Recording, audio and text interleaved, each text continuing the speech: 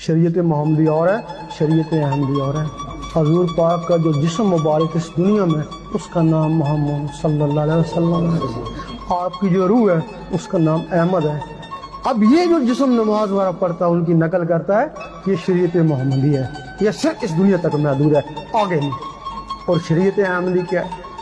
जब हजूर पाक शब महराज में गए थे, महराज में जाने से पहले आपने बैतुल मक़दस में नमाज पढ़ाई थी, सब वलियों नबियों की रूहों को नमाज पढ़ाई थी। वो कौन सी शरीयत थी? ऊपर गए तो आपको ये नमाज मिली ना, वो तो जाने से पहले आपने नमाज पढ़ाई थी ना, वो शरीयत अहमदी थी। पहले आपकी रूह नमाज पढ़ाया करती थी, अब रूह आपकी जिस्म में आ गई तो जिस्म को फिर नमाज पढ़नी पड़ी ना उनको। उस शरीयत अहमदी के लिए अगर आपका अंदर तैयार हो जाए ना, इस दुनिया में आपकी जिंदगी में तैयार हो जाए ना, आपको वो नमाज मिल सकती है ना।